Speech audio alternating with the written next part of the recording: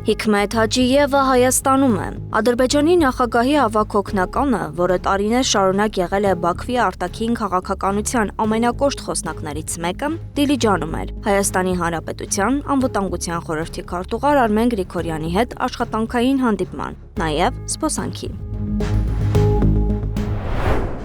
Ջերմագույն եւ մեծ բարևներ Տիգրանաշենի բնակիչներին եւ մի շարք այլ բնակիչներին, որոնք ունեին հնարավորություն հունիսի 7-ին մի փոքր այլ դիրքորոշում ունենալ, բայց իրենք ընտրեցին այն, ինչ ընտրեցին։ Հիկմեթ Հաջիևն էլ եկել է նրա ետևից, ինչը իրեն խոսք էր տրվել, ինչը Ադրբեջանին խոսք էր տրվել միջև ընտրությունները։ Պաշտոնական հաղորդագրությունները սուղ են։ Հայտնի է միայն, որ քննարկվել են հայ-ադրբեջանական խաղաղության օրակարգին առնչվող հարցեր, ընդգծվել է երկկողմ շարունակական երկխոսության կարևորությունը, նաև անդրադարձ է եղել քաղաքացիական հասարակությունների միջև վստահության ամրապնդման միջոցառումներին։ Եվ հենց մանրամասների պակասն է, որ բազմաթիվ հարցեր է առաջացնում։ Մանրամասների բացակայությունը վկայում է նրա մասին, որ արդեն խորքային եւ կարևոր ինչ-որ պայմանավորվածությունների ձեռքբերման փուլի են անցել, որտեղ բուն հանդիպումը բավականին լուրջ պերսոնայի մասնակցությամբ տեղի ունեցել։ Հաջիևը ոչ միայն ադրբեջանցի է, ոչ միայն ադրբեջանական պաշտոնյա է, ոչ միայն Ալիևի օգնականն է, այլ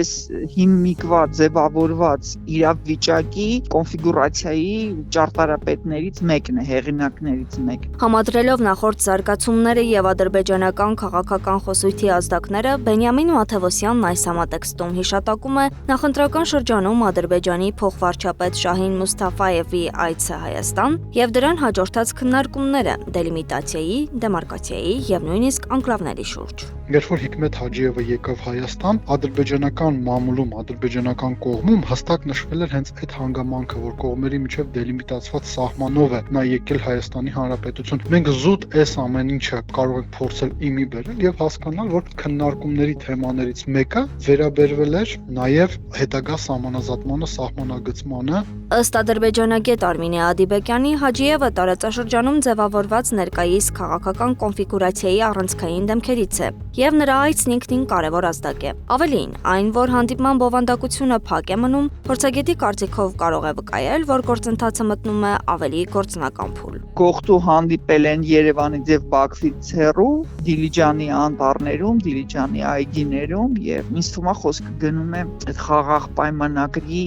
հետ կապված Ադրբեջանի պահանջների բավարարման մասին։ Այս հանգամանքն առանձնահատուկ շեշտադրվել է նաև ադրբեջանական մեդիայում։ Իշխանամետ լրատվամիջոցները հանդիպումը ներկայացնում են որպես խաղաղության գործընթացի հերթական քայլ, սակայն Հաջիևի քաղաքական կենսագրությունը բազմաթիվ այլ հարցեր է առաջացնում։ Արտաքին գործերի նախարարության երկրորդ դեմք էր հանդիսանում եւ ի հայտ էր գալիս բավականին լուրջ հայատյաց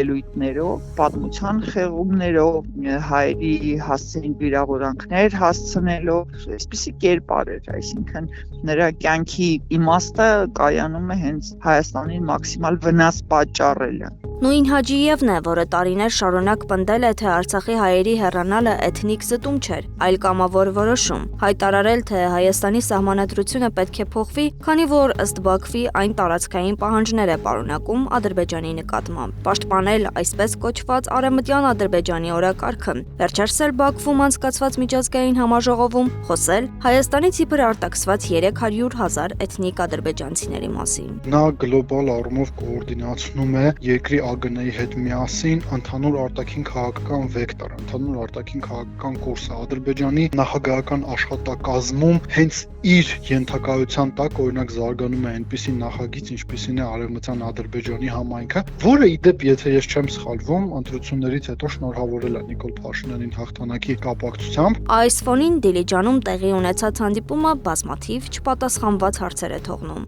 Սակայն մինչ կողմերը խոսում են խաղաղության օրակարգից ու վստահության ամրապնդումից, մեկ փաստ անփոփոխ է մնում։ Արցախի ռազմաքաղաքական ղեկավարությունը շարունակում է մնալ Բաքվի բանտերում։ Անահիտ Սարգսյան, Աշոտ Բարբարյան, ABC Media։